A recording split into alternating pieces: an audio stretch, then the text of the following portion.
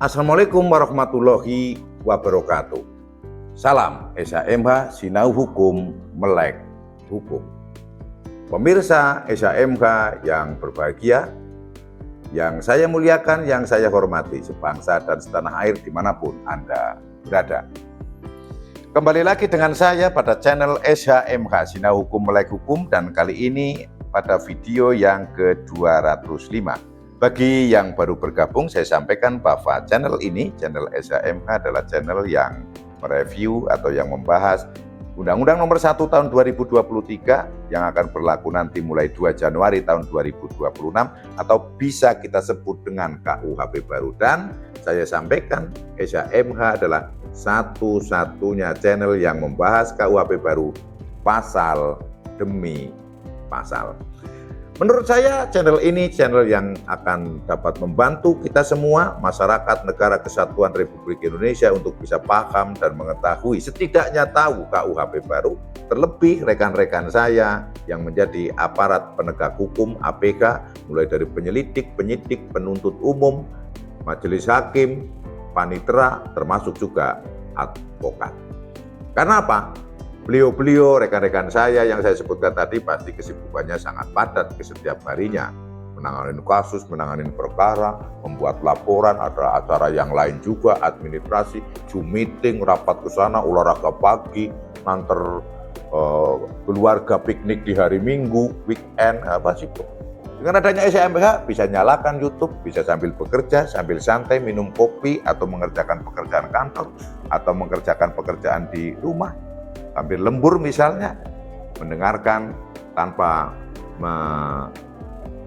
meluangkan waktu, mendengarkan YouTube channel SHMH, sudah bisa tahu dan bisa paham tentang KUHP. Sekali lagi, SHMH merupakan channel yang tahu kebutuhan APK. Kita akan membahas pasal 408. Pasal 408 ini masuk pada bagian ketiga bab 15, yaitu tentang mempertunjukkan alat pencegah kehamilan dan alat pengguguran kandungan. Saya ulangi, mempertunjukkan alat pencegah kehamilan dan alat pengguguran kandungan. Kalau ada pertanyaan, apakah ada yang menunjukkan alat pencegah kehamilan? Jawab saja, jawaban saya langsung ada. Bahkan ada di minimarket itu ada. Di sebelah kasir itu pasti ada itu.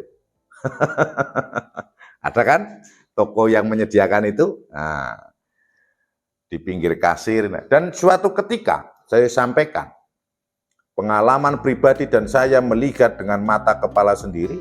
Pada saat saya memang mampir ke toko itu dan membeli rokok, itu memang ada cewek itu ya. Saya masih ingat betul pakai kaos putih, pakai celana inilah, saya nggak tahu namanya sih.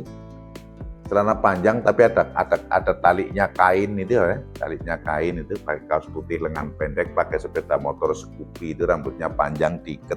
Dan itu memang malam minggu. Apa yang dia beli itu? Balon. Balon untuk laki-laki. Dia pengamannya laki-laki, bener itu. Orang mbak-mbaknya mbak kasirnya itu sampai tutup mulut itu, maksudnya ketawanya sambil gimana menahan, karena masih kecil. Kalau menurut saya itu masih SMP anak itu. Dan itu memang betul. Kenapa? Karena memang akses membelinya mudah. Pertanyaan saja, mohon maaf lah secara singkat itu kan, saya susah kalau ngomong nanti balon. Memang dia beli kondom gitu lah. Mohon maaf saya kalau bahasa saya vulgar, tapi kalau nggak saya jelas ya susah juga. Pertanyaannya, anak kecil perempuan begini malam beli kondom untuk apa gitu kan? Saya mau berpikir baik gitu ya. Paling disuruh bapaknya atau mamanya beli kondom. Kayaknya nggak mungkin ada bapaknya sama mamanya nyuruh anaknya beli kondom.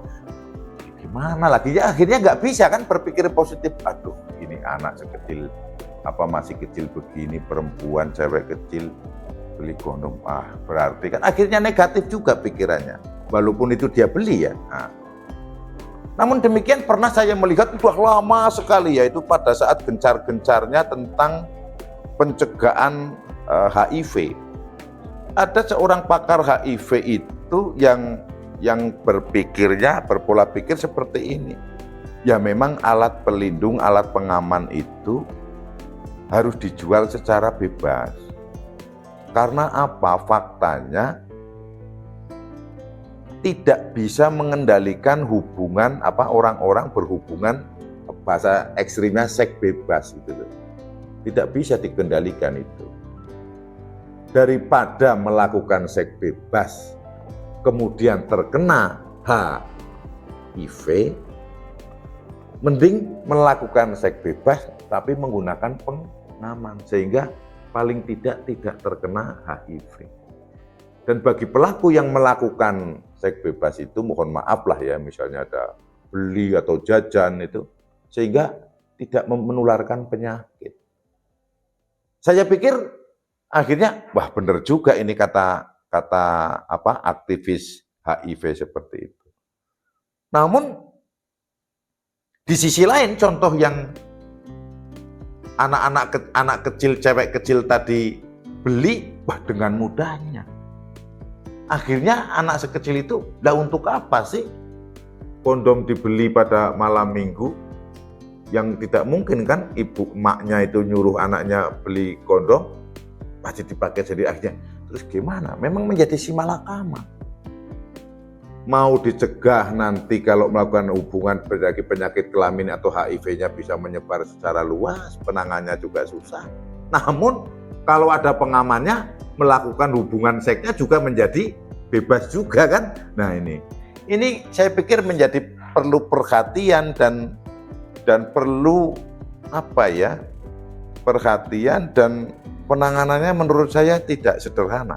Walaupun ada pasal 408 KUHP baru yang berbunyi, setiap orang yang secara terang-terangan mempertunjukkan, menawarkan, menyiarkan tulisan, atau menunjukkan untuk dapat memperoleh alat pencegah kehamilan kepada anak, dipidana dengan pidana denda paling banyak kategori 1 kepada anak. Tempatnya di sebelah kasir. Banyak sekali yang datang ke toko, ke minimarket bawa anaknya, beli es krim, begitu membayar, toeng, mak beli balon. Ayo gimana itu? Tapi kalau tidak dijual seperti itu, ya seperti kayak pakar HIV tadi. Atau mungkin harus ada cara lain untuk ini, sehingga tidak mempertunjukkan. Tidak mempertunjukkan. Yang penting kalau ada yang mau beli, adalah, tapi nggak perlu dipajang. Tapi faktanya dipajang kok di etalase, saya sering lihat. Sering lihat itu, cek aja itu di toko itu. Saya nggak berani lah menyebut tokonya kan, tapi mudah-mudahan manajer toko atau pemilik toko itu yang mat itu, saya pikir tahu, mungkin bisa jadi sebelum 2026 atau mungkin sejak sekarang ini diperhalus caranya. Diperhalus caranya, karena agar yang anak ini tidak melihat. Kemudian yang dimaksud anak ini apa? Anak itu adalah sejak dalam kandungan sampai berumur sebelum 18 tahun. Jadi mbak-mbak rambut panjang yang pakai kulot krem ada kolornya tali sama kaos putih pakai sekopi itu termasuk anak. Karena umurnya jelas pada saat itu belum di atas 18 tahun. Bukan hanya melihat kalau yang itu, beli. Dan saya melihat dengan mata kepala saya sendiri. Sampai aduh ini anak ini kan. Itu tadi akhirnya tidak bisa berpikir positif. Gak mungkin maknya nyuruh anaknya beli kondom itu kan. Kan? Nah, namun saya pikir adanya channel saya ini ya, yaitu saya pikir mungkin ada perlu perbaikan kita semua. Sebetulnya sih kalau memang kota, wah itu harus apa ya, kita memang harus memperbaiki ya kebudayaan, etika kita, moral kita, sehingga kita tidak mudah melakukan itu. Namun rasa-rasanya kok malah semakin kesini kayak gitu-gitu itu kan kayak malah lebih gitu ya, lebih dahsyat itu ya, lebih mudah gitu ya. Ada yang lewat aplikasi di HP itu kan Ada yang mudah, ada jarak 150 meter, 300.000 itu kan. Malah kadang ada itu yang di YouTube itu, makanya ya kalau sama saya cukup 500. Kalau lagi butuh uang BU ya 300, itu sampai dipromosikan seperti itu. Saya pikir memang sangat sulit ini, kembali lagi. Tapi sebetulnya walaupun sangat sulit itu menurut saya, namun kalau kita mau, orang-orang kita mau, dan generasi-generasi muda kita itu paham dan sadar, saya pikir dengan tekad dan niat, saya pikir bisa menciptakan kebudayaan yang bagus. Tidak menjalankan hal-hal yang tidak tepat, tidak bagus, terlebih bagi orang-orang yang belum pada masanya, belum pada belum umur ya, maksudnya masih anak-anak.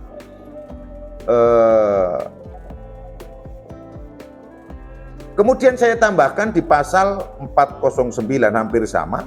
Namun di sini adalah setiap orang yang tanpa hak secara terang-terangan mempertunjukkan suatu alat untuk menggugurkan kandungan, menawarkan, menyiarkan tulisan atau menunjukkan yang dapat memperoleh alat untuk menggugurkan. Kalau yang pengguguran kandungan saya pikir jarang ya yang ditunjuk-tunjukkan. Saya belum pernah melihat ini. Namun kalau membuka HP itu kadang ada di internet itu promo-promo menawarkan. Namun kalau ditunjukkan langsung ke toko-toko itu tidak ada. Namun demikian itu juga termasuk melanggar itu yang seperti, karena seperti itu tidak bisa dijual bebas, apalagi menggugurkan kandungan itu kalau tidak karena alasan kesehatan untuk anak atau ibu jelas itu ilegal dan itu tidak pidana. Itu tambahan untuk saya, hampir sama untuk pasal 09. Bedanya yang satu adalah alat pencegah kehamilan, yang satu adalah alat untuk menggugurkan kandungan. Dan itu apa bentuknya? Apa saja, semua barang yang penting penggunaannya dapat menggugurkan kandungan.